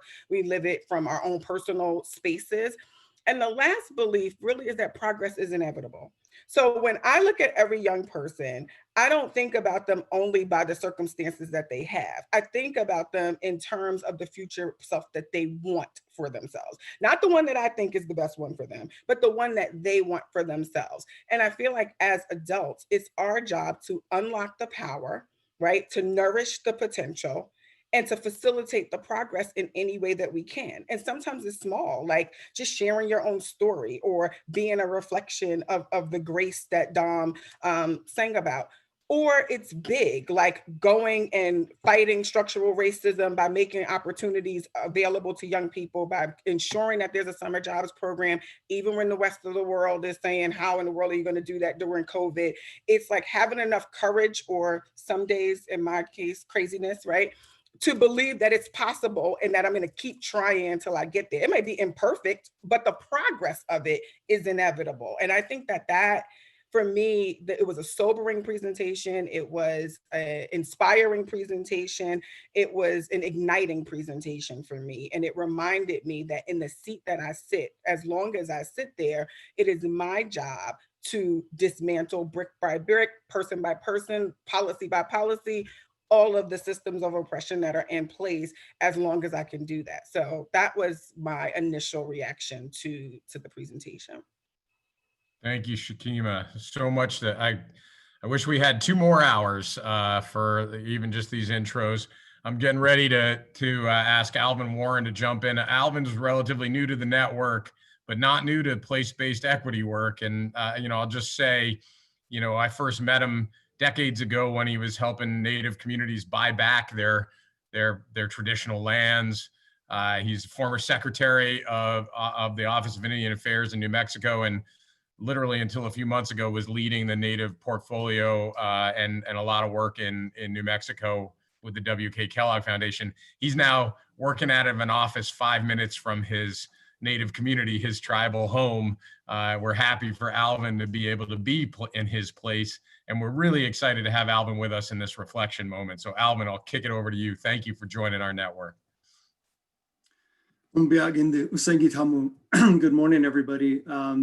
First, I just want to say how excited I am to join you all, even in this virtual way. And thank you for welcoming me so warmly into this community. Trenton, I also want to say that I wish you strength and healing. I'm also somebody who was very close to my grandmother growing up and lost her when I was in college. It was something I felt very deeply and for a long time. So I have a sense of what you're experiencing. As Steve mentioned, I'm a member of Kapo Owinge, also known as Santa Clara Pueblo, which is a tribe in northern New Mexico. It's also where I live with my family and many of our relatives.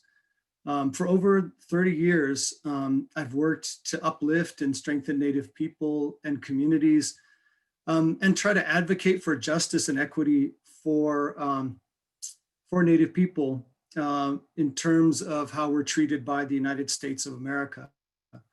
In my current role for the Llano Foundation, I'm excited to support a mission that recognizes the potential in all young people and seeks to inspire excellence in education and in learning in our place here in New Mexico. One of the very first things I did when I came into my new role is I reached out to Steve and I said, help me to find the statistics for how many opportunity youth we have in our region. And our region, which is a 7-county region, is overrepresented. This is pre-COVID, overrepresented in terms of the number of opportunity youth, many of whom live in very, very rural communities. In fact, our region doesn't have very large cities, as most of you would probably think of them. So there are a number of youth that are part of our mission, and that I am inspired to be part of this panel to help me with how we best serve and work with them. So, I was just blown away by Arnold's presentation. So much incredible data that reaffirms what I've experienced in my career and what many people in our communities experience. And I also want to say how much I appreciate the data that Arnold shared about Indigenous people. I've been to many conferences over 3 decades and unfortunately cannot keep track of the number of presentations by experts that totally exclude Native Americans. And this was not one of those presentations, and I'm grateful for that.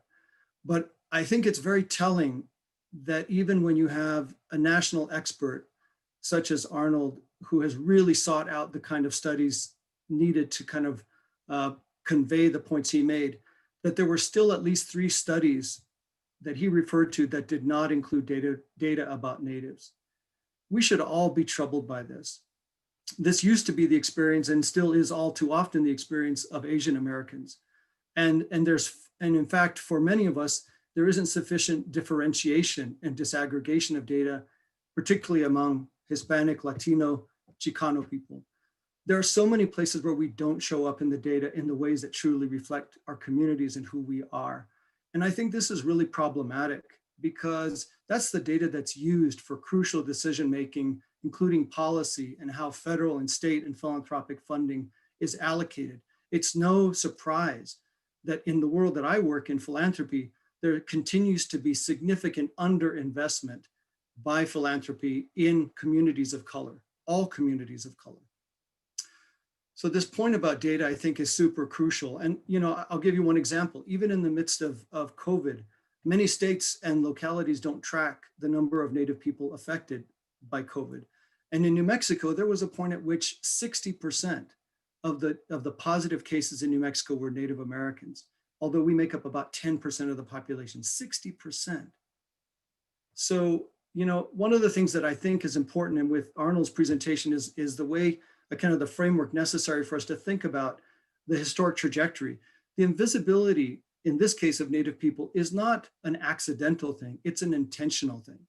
It's an intentional act that is part of the colonial process, because subsequent to not being able to kill all of us through genocide and pushing us west or into reservations that Arnold talked about, when we sort of did not do what we were predicted to do, which was die off and fade away, the last remaining way to make us disappear was literally to make us invisible. And so for all the places where you don't see us, that is actually not an accident. It is an intentional process. Each of us has a role to play in reversing and challenging that invisibility. And I want to mention also, speaking of this data, that when I saw the description, Arnold, that you shared of the life course framework, one part in the strivers, and this is sort of mind-blowing for me, because I haven't ever seen that presentation of kind of, the truly disadvantaged and the thwarted strivers. It really fits what I know to be true. And as I was watching you map the thwarted striver's path, there was a part there that I think you might want to consider including another red dot, and that is from college enrollment to college graduation. And we know that the data for all of our communities, there are so many of our folks who start college and don't finish, right? And more, and another whole set, and this is, I don't want to say this in a sort of a negative way, there's a whole other set of individuals who start college and they approach it in fits and starts, and they eventually succeed. And there's something magnificent and powerful about that, but they're not in those 6-year degree attainment data, right? So for Native people, I just kind of glanced at it, 41% of Native students who started off seeking a bachelor's degree actually graduated in 6 years, compared to 63% of white students. Same data applies to other communities of color, students of color. What was more troubling to me is that between 2000 and 2017, the percentage of Natives 25 to 29 who had attained at least an associate's degree actually dropped. And that's very troubling. And unfortunately, I think it lends itself to the point you made, Arnold, about sort of the impermanence, the unreliability of sort of generation to generational sort of sustaining that trajectory. But I don't want to end my reflections on kind of those challenges, those negative points, because you know what Arnold didn't get to share as much about, and I think is just as rich, we missed maybe because of a little bit of time, is this point, the point about value, the value of meaning-based interventions. And you know, Ruth and Trenton, well, actually all three of my predecessors speakers, including Shakima, talked about the importance of affirming who our young people are. And that is really at the core of one, I just want to share, I want to end my reflections on one really positive example. Almost 30 years ago, two individuals from tribal communities in New Mexico created something called the Leadership Institute at the Santa Fe Indian School. The Santa Fe Indian School was formerly a boarding school operated by the federal government, designed to literally erase every aspect of who we are. And in the 1970s, a consortia of tribes took over that now sort of decrepit school and have translated it into one of the most vibrant tribally controlled schools, not just in our state, but in the country. And there's a leadership institute embedded within that school that has its philosophy based in the core values of who we are as Native people. And in multiple programs, bringing Native youth to recognize the strengths they have within themselves, the strengths of their culture, the strengths of their heritage, their languages, their communities, to look not at their communities as impoverished communities, but as communities full of traditional wealth, and to then ask this important question of themselves: what will be your contribution?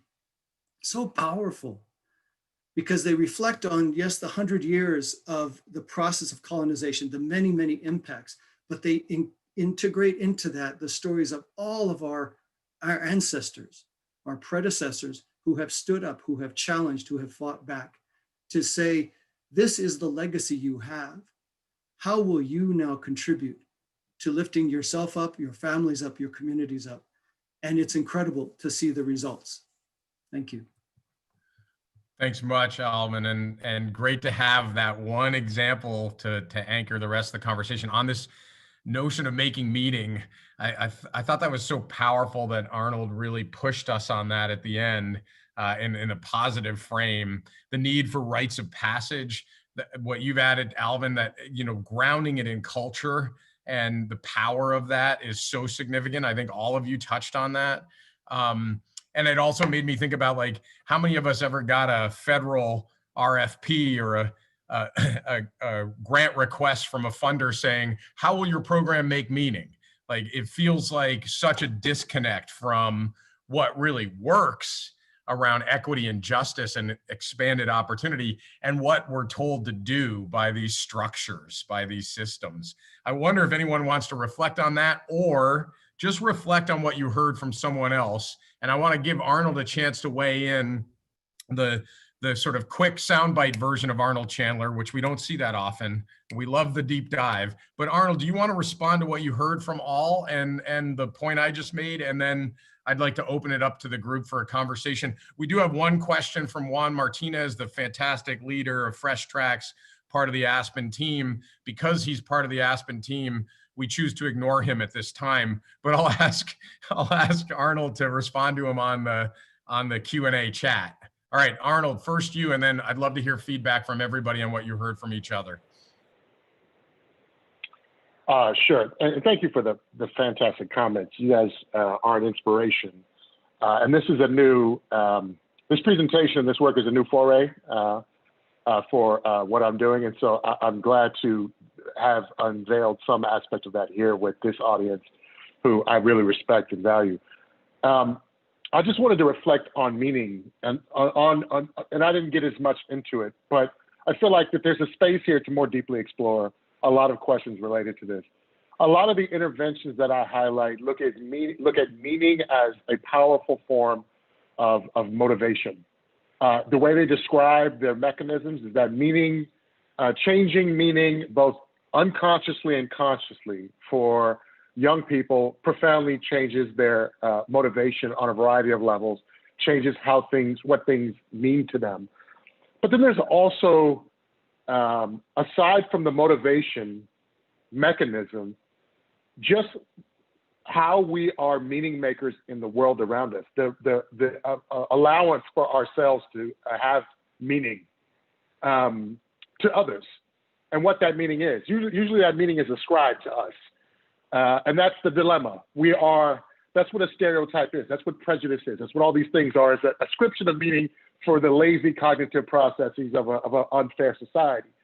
And it's the idea that a 16-year-old adolescent male who's from a disadvantaged neighborhood is not filled with meaning about what compassion should be or what the world should look like. It's the shutting down of the expression of meaning as much as what things mean to them that makes them motivated to do the things they do.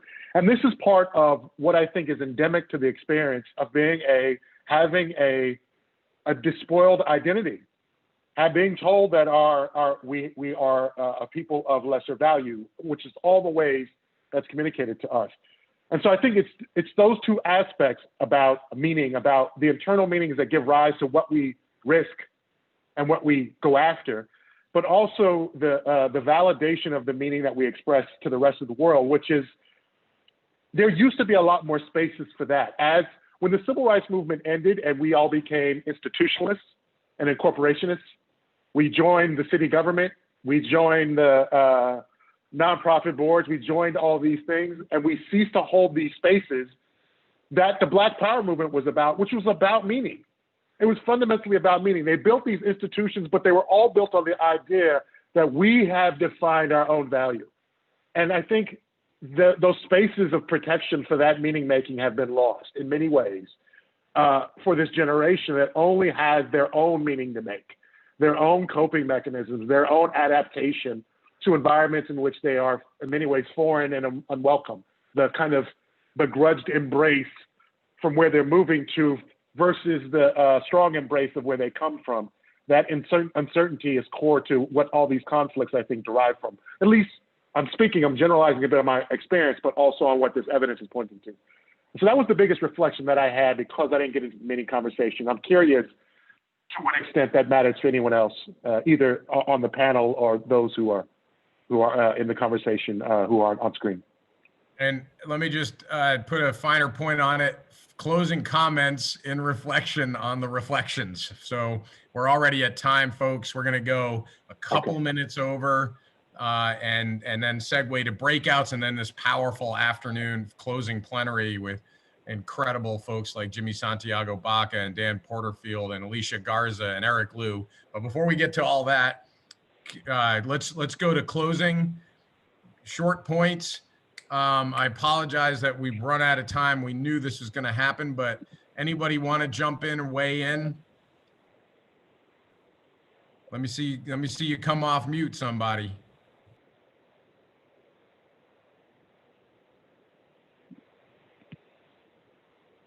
Ruth, let me hear your closing thoughts. I know you're gonna pick on me. You know, I want to. Okay, but it really doesn't have much to do with what Arnold said, but I'm really kind of find myself really struggling with this whole place-based thing, right? And I said a little bit about it in the chat, but I guess I'm just gonna be really vulnerable and share my thoughts on this, and I'll try to be brief. When I think about like when Arnold presents his data around struggles, you know, our communities of color are experiencing in the environments that they live in, I think about my son, you know, and I brought I have two sons, both now 18 actually, 10 months apart. And one of them I've brought to asthma for, and he's presented amazing. And he hasn't struggled as much as my other son, my younger son, who just turned 18 a few days ago. And he grew up in Oakland, and and boxing has saved his life. But before that, he has struggled with his identity and his being from Oakland and being attracted to things, you know, just that lifestyle, the lifestyle of a lot of the OY youth that we are working hard to serve. I always think about when I think people tell me all the time, like, take them out of Oakland, take them out of Oakland. And I think to myself a lot about what another community leader has said to me before, is that we sometimes shame communities, rich with culture, rich with history, where young, like my son sees himself in this community.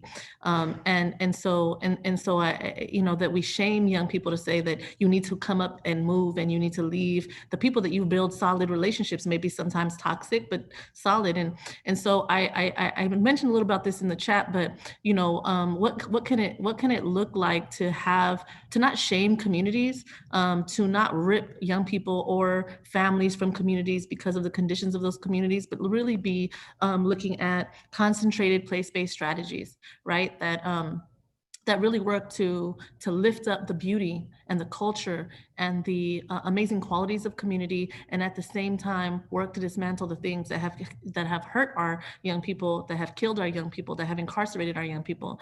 And so that's really what is like really heavy on my mind right now as I think about the place-based work that we all do. Thank you, Ruth. That's powerful, and we're really close to time. If anybody has one last comment from one panelist, who I will call on if if you don't jump in. Thank you, Shakima. You knew it was you. Well, I didn't know it was me, but I was like, let me just get in here, save somebody else. That's how generous I'm feeling right now. I think what Ruth just said is really important. And when Arnold was presenting and he talked about the work on grit, I wanted to make this point, which is that like the idea that we tell young people to succeed at all costs is both a form of re-traumatization and a form of privilege. And I don't think that we name that explicitly enough, right? It is from a place of judgment and disempowerment when we place those values on young people. And when I heard Ruth talk about her son who has found meaning and community in a space, and yes, he may struggle, but he's also got so many great assets. You know, what is within him is greater than what is not within him. And so, you know, what you have given him as a mom, what the community has given him, those things will flourish. And I think that it's just important to remember that it is not for us to judge. That is actually a form of one of the ugliest, covertest forms of privilege, and that we need to dismantle together. Great note to end it on. Thank you for the hopefulness, the optimism. Apologies that we didn't have more time. I encourage all y'all to stay in this conversation for the rest of the day.